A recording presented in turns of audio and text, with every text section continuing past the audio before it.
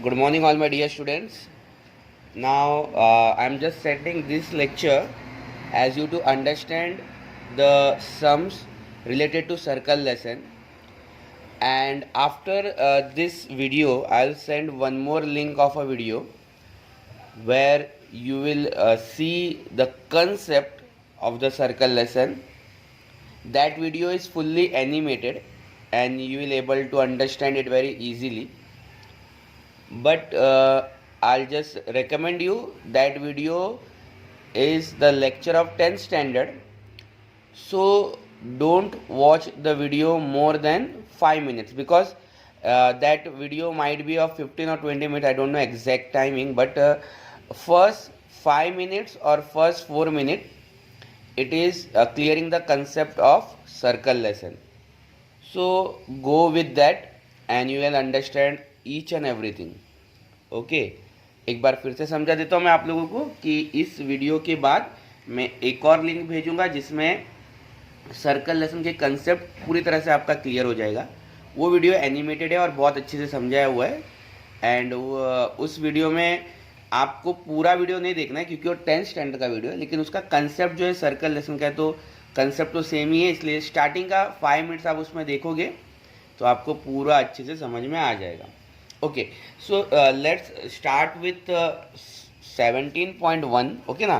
सो ये आपका 17.1 जो है इसे हम लोग स्टार्ट करने वाले हैं अभी.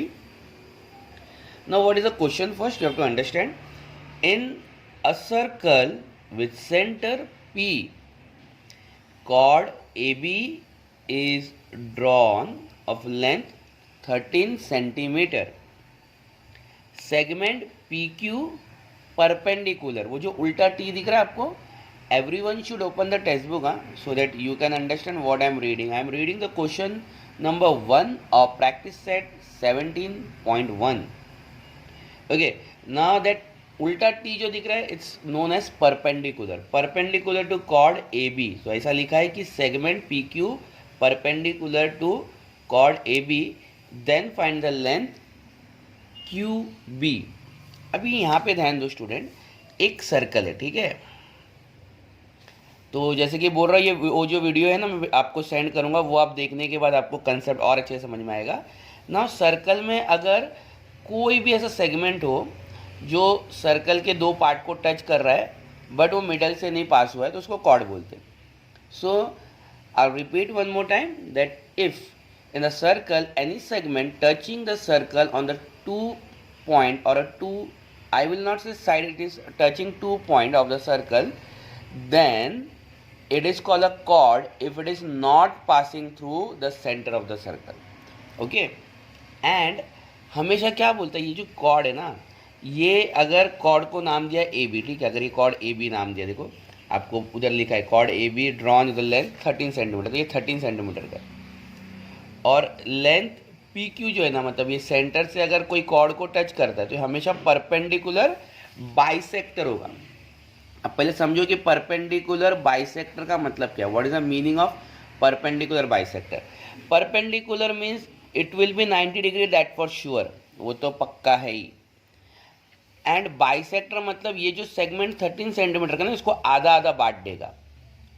मतलब ये जो पॉइंट है ना, इसको आधे आधे में बांट देगा. अच्छा, आपको दिखाई नहीं दे रहा, एक मिनट ध्यान दो इधर. So this segment which is drawn through the centre will bisect the chord. मतलब ये जो कॉर्ड है इसको आधे आधे में बांट देगा, ठीक है. मतलब ये पॉइंट से क्या हो जाएगा, ए और बी जितना भी है यहाँ अगर इसमें रखूँगा तो ये मिड पॉइंट बन जाएगा. ये वाला पॉइंट जो है ना मिड पॉइंट है. तो ऑब्वियसली अगर ये 13 सेंटीमीटर का है, ठीक है, ये अगर 13 सेंटीमीटर का है तो अगर ये आधे आधे में बढ़ गया, इसका मतलब ये हो जाएगा 6.5, ये हो जाएगा 6.5. अब आपको इधर क्यू बना के दिया है और आपको बोले ये बी क्यू ढूंढने, तो आपको अभी तक पता चल गया है कि ये कितना है, 6.5 होगा, है ना. ये बी क्यू कितना होगा, 6.5. इधर लिखता हूँ, उसके बाद वापस समझाता हूँ. All right, first so this B Q is 6.5. So it is very simple. Now student, ये तो एक फर्स्ट स्टैंडर्ड का बच्चा ही बोल देगा ना कि अगर ये 13 सेंटीमीटर है तो अगर ये क्यू के इधर है तो इसका आधा कितना होगा, है ना, तो 6.5 सेंटीमीटर होगा. तो ऐसा सम हम लोग को 8th स्टैंडर्ड में क्यों आया, why we are doing all this sum in 8th standard, this is very important ना.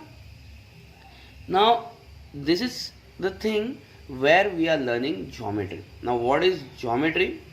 Geometry where we try to prove something with a basic concept or basic theorem and basic idea which is applicable in maths. Okay तो geometry ऐसा चीज़ है जहाँ पे हम चीज़ें prove करते हैं. आप सीआईडी देखो, सीआईडी में क्या होता है, अगर मर्डर हो चुका है तो मर्डर हो गया है. अब सीआईडी वाले क्या करते हैं, प्रूव करते हैं कि हाँ ये मर्डर ही है या सुसाइड है या जो भी है मीन्स. तो इसी तरह मतलब आंसर सामने है आपके, जैसे सीआईडी में आंसर सामने होता है कि चोरी ही हुआ है, अब बस प्रूफ करना है कि किसने किया है, कैसा किया है, कितना किया है. ठीक है, तो यहाँ पे आंसर सामने 6.5 है ना, वेरी सिंपल थिंग. लेकिन इसको लिखने का तरीका है ना वो एकदम डिफाइन होना चाहिए. जैसे कि कैसे कैसे हम जाएंगे, एक एक स्टेप कैसा, पहले कदम बढ़ाएंगे, दूसरा कदम बढ़ाएंगे, ये बहुत इंपॉर्टेंट है. Here the steps is very important. तो अब इसको लिखना कैसा है देखो ज़रा, यहाँ पे देखते हैं. मैं पहले लिखूंगा ताकि लिखते वक्त शायद आपको दिखाई नहीं देगा कैमरे के इसकी वजह से, फिर उसके बाद मैं आपको बताऊंगा. ठीक है ना. तो यहाँ पे मैं पहले लिख रहा हूँ कि सबसे पहले तो लिखूंगा सेगमेंट पी क्यू जो है, मतलब यहाँ पे पी और ऊपर पी था ना, सेंटर मेरा पी है, पी क्यू जो है जो is a perpendicular to chord A B. अब मैं कहाँ से मिला कि, तो ये मुझे मिला जैसे उन्होंने लिख के दिया है क्वेश्चन में. आप पढ़ो क्वेश्चन, ये सेम चीज़ उन्होंने भी लिख के दिया है. तो ये मैंने क्यों लिख दिया फिर से, देखो आज मैं ज़्यादा सम नहीं समझाऊंगा लेकिन सम करने का तरीका समझाऊंगा. तो क्या है ना, हम लोग को देख देख के लिखना है. आप जब ज्योमेट्री करो ना, दिमाग में एक वर्ड रखो सीआईडी. मीन्स जैसे ही आप क्या बोलते हैं उसको प्रोग्राम में, वारदात, वो जो जगह पे वो हुआ है, तो वो वारदात पे जैसे पूछे, जो भी वर्ड वो हिंदी में बोलते हैं. So when they get into the place where that everything happens, so what they do, they first collect all the evidence what they get from there, है ना. तो वहाँ पे जो जो चीज़ मिलता है, चाकू मिल गया, चाकू में खून लगा है उसे ले लिया, बंदूक ले लिया. तो यहाँ पे भी आपको क्वेश्चन में ना, क्वेश्चन एक वारदात, मतलब अभी वो लैंग्वेज में हिंदी में क्या बोलते हैं मालूम. तो question is just like a place where this all incidents happen, so you are collecting all the evidence from them. तो आपने यहाँ पे से पहला एविडेंस उठा लिया परपेंडिकुलर, तो ये एक एविडेंस मिल गया आपको, और ये एविडेंस से शुरू करना है. मतलब आपको देखो ना कितना इजी है ना, मीन्स आपको कोई अपने दिमाग का कुछ ज़्यादा पहले लगाना नहीं है, जो जो चीज़ क्वेश्चन में उधर से ही लेना है ना. सीआईडी में जैसा होता है, जो जो चीज़ वहाँ पे वहाँ से शुरू करो, खुद अपना कुछ सोचो मत. मर्डर हुआ तो चोरी मत सोचो, जो मर्डर हुआ है वहाँ पे चाकू है, जो भी है वही लेके शुरू कर दो. ओके, सो यहाँ क्वेश्चन में से पहला लाइन आ गया, तो पहला स्टेप हो गया. सेकेंड पॉइंट भी क्वेश्चन में से ही है, लेकिन यहाँ पे क्या करना है, हमें पता चल चुका है अगर ये परपेंडिकुलर है तो जैसे मैंने बताया था क्यू मिड पॉइंट है. क्यू क्या है, मिडल का पॉइंट है ना. यहाँ पे क्यू जो है ये मिडल पॉइंट है, तो उसे लिख दो. Therefore point Q is mid point of chord A B. तो क्यू जो है ए बी का मिड पॉइंट है, क्यू जो है ए बी का मिड पॉइंट है, जैसे दिख रहा है वैसा लिख रहा हूँ मैं. सो अभी मुझे फाइंड करने क्या है, क्यू बी फाइंड करना है ना. मुझे लेंथ क्यू बी फाइंड करना है. लेंथ क्यू बी को फाइंड करने के लिए मैं बोलूँगा अगर क्यू ए बी का मिड पॉइंट है तो जो क्यू बी है वो ए बी का आधा होगा. आधा मतलब क्या, 1/2, हाफ ए बी होगा. अभी हाफ ए बी का मतलब क्या, अभी ए बी पूरा कितना दिया है, 13, करेक्ट. ए बी कितना दिया है, 13 है ना. तो 13 का आधा कितना होगा, अगर ऐसे कैलकुलेट करोगे या फिर कैंसिलेशन भी करोगे तो आपको पता चलेगा कि ये आएगा 6.5 है ना. यहाँ पे लिख दिया सेंटीमीटर, आपको क्या मिला, लेंथ क्यू बी कितना है, 6.5 centimetre. Now student, I am doing this on this video because many of them had requested when I am sending video with another link you are not able to understand. मतलब मैं दूसरे link का जो video भेजता हूँ आपको समझ में नहीं आता, तो मैं खुद ही समझा रहा हूँ. बट मुझे पता है कि मैं वो वीडियो इसलिए भेजता हूँ ताकि ये जो अभी मैं ड्रॉ वगैरह कर रहा हूँ ना वो थोड़ा एनिमेटेड होगा ना तो बहुत अच्छा होता है समझने के लिए, सो वैसा भी मेरे पास उतना वक्त नहीं है कि मैं पूरा सॉफ्टवेयर से उसको एनिमेशन करूँ, और इसीलिए मैं अभी हाथ से कर रहा हूँ। बट अगर मेरे को कोई वीडियो मिल जाता है जहाँ पे वो ऐसा मेरे को लगता है कि हाँ ये वीडियो में प्रॉपर समझा है, तो मैं वो वीडियो का भी लिंक आपको भेजता हूँ हर बार। इसलिए इसलिए थोड़ा सा इसमें एडजस्ट करना है स्टूडेंट, है ना। अभी यहाँ पे ये फर्स्ट सम तो आपको समझ गया। सेकंड सम देखो ना, सेकंड सम में क्या करना है आपको, क्या बोला है कि radius of a circle with centre O is 25 centimetre. तो रेडियस ऑफ अ सर्कल, है ना, आपको ध्यान देना है क्या बोलने की कोशिश कर रहा है। तो एक सर्कल में एक रेडियस है, तो ये एक रेडियस बना दूँ, एक रेडियस ये 25 सेंटीमीटर का है, ठीक है। मैंने रेडियस बनाया, देखो सेंटर से यहाँ तक गया 25 सेंटीमीटर। देखो जैसा बोला है वैसे ही करने का, दिमाग में रखो CID, कुछ अपना दिमाग नहीं चलाने का। वहाँ पे जो हुआ है वो हुआ है, चोरी हुआ है तो चोरी हुआ है, और जो भी मतलब जो केस हुआ है उसी केस पे काम करना है, दूसरे केस पे नहीं जाना है ना। तो वहाँ पे अभी कैसा है, यहाँ पे 25 सेंटीमीटर का ये ले लिया, ओके ना, whatever it is you are taken. So they are only given 25 centimetre, we are taken 25 centimetre radius. Now, find the distance of a chord. So this time they are telling us to find the distance of the chord. So I'll make the chord like this. हाँ, ये chord है ना, इसको touch करते हुए बनाता हूँ। We chord you know very properly that it is touching the 2 point of the circle but not passing through the center. हाँ, I will tell you one more thing, that if it is passing through the center, it is chord also as well as diameter. हाँ, याद रखना है। इसका जो concept वाला video है ना, मैं अभी भेजूंगा आपको, उसमें देख लेना ना। ये तो आपको ये जो कॉर्ड है इसका पूरा पता करना है कितना है ना। एक और चीज़ उन्होंने कुछ बोला है तो वो देख लेते कि सॉरी यहाँ पे उन्होंने find the distance of a cord from the centre of a circle. तो ये कॉर्ड का जो डिस्टेंस फाइंड करना है। अब ध्यान दो, इधर स्टॉप हो जाते हैं। कॉर्ड का डिस्टेंस क्या फाइंड करना है, देखो कॉर्ड बोल दिया 48 का है। कॉर्ड कितने का है, 48, मतलब ये 48 का है, रेडियस 25 सेंटीमीटर का है। आपको सेंटर से कॉर्ड के बीच में कितना डिस्टेंस है, सेंटर से लेके कॉर्ड, मतलब ये दिया है O, ये दिया है P, तो सेंटर से लेके कॉर्ड के बीच में कितना गैप है वो पता करना है। समझ में आया आपने, ये जो लाइन बना है ना, ये लाइन का डिस्टेंस पता करना है। अब इसे कैसे पता करेंगे, इट्स वेरी सिंपल स्टूडेंट।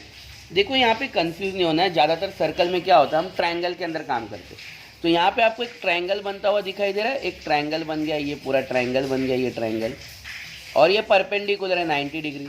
अगर ये 90 डिग्री है तो हम लोग यहाँ पे पाइथागोरस थ्योरम अप्लाई कर सकते हैं, करेक्ट। तो सबसे पहले क्या करते हैं हम लोग, जो दिया है वो तो लिखना है हम लोग को, ठीक है।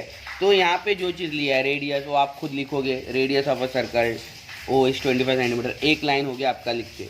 देखो मैं क्यों नहीं लिख रहा हूँ, आप लोगों को लिखना है, प्रूफ के सम में आप लोगों को आना चाहिए कैसे लिखना चाहिए। सेकेंड लाइन क्या लिखना है, जो उन्होंने दिया है, जैसा length of a cord is 48 centimetre. दो चीज़ तो एटलीस्ट क्वेश्चन में से चुरा लो ताकि आपका थोड़ा स्टेप बढ़ जाए। दो चीज़ लिख के हो गया आपका, एक चीज़ लिख दिया कि रेडियस 25 सेंटीमीटर का है, दूसरा चीज़ लिख दिया कि कॉर्ड 48, तो दो लाइन लिख के हो गया आपका। अभी सेम चीज़ कि हमारा यहाँ पे इन्होंने इसको P बोला है ना, इसको P बोला है, देखो मैंने यहाँ पे लिख दिया, बट ये इधर तक का P है। तो ये चीज़ यहाँ पे कॉपी करेंगे कि PD, लेंथ PD क्या है, ये आधा है किसका, CD का, क्योंकि अभी हमने सॉल्व किया है यहाँ पे। देखो ये दो चीज़ लिखने के बाद डायरेक्ट यही करते हैं, हर बार वही करना है। तो ये CD कितना है, CD है 48, तो आपको PD 48 का आधा क्या होगा, 48 का आधा होगा 24, करेक्ट। तो आपको लेंथ PD कितना मिला, 24। अभी PD क्या है, PD ये इतना है, इसका ये ट्रायंगल का बेस, ध्यान दो स्टूडेंट। क्या होता है ना, जब मैं समझाता हूँ ना थोड़ा स्क्रिबलिंग हो जाता है, इसीलिए मैं आपको एनिमेटेड वीडियो भेजता हूँ ताकि उसमें कैसा इजीली सब मिट सकता है। अब यहाँ पे क्या हो रहा है, थोड़ा सा हो रहा है, बट एडजस्ट करने का, थोड़ा एडजस्ट कर देखो। PD कितना है, 24 मिल गया, क्योंकि PD 48 का आधा होगा ना, तो 24 मिल गया, और ये 25।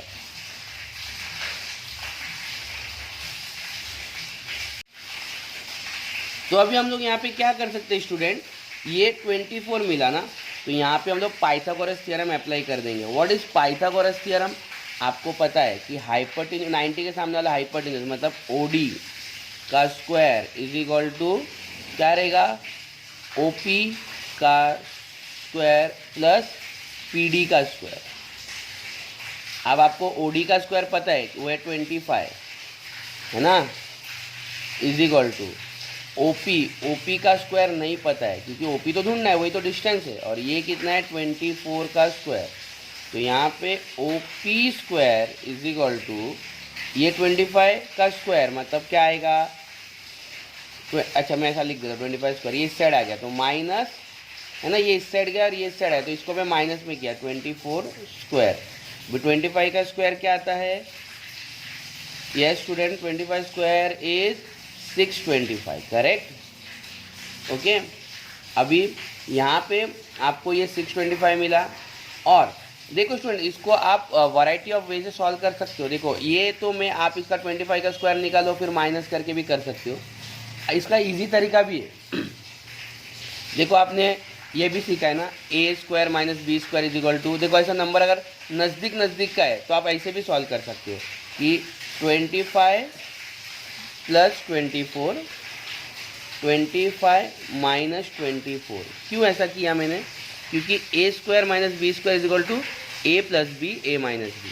और ऐसा क्यों किया, क्योंकि एकदम नज़दीक छोटे छोटे नंबर मिल जाएंगे, क्योंकि 25 प्लस 24 इज 49 हो जाएगा, है ना, और ये और 25 माइनस 24 1 हो जाएगा, और 49 माइनस 49 इंटू 1 क्या हो जाएगा, 49 ही होएगा।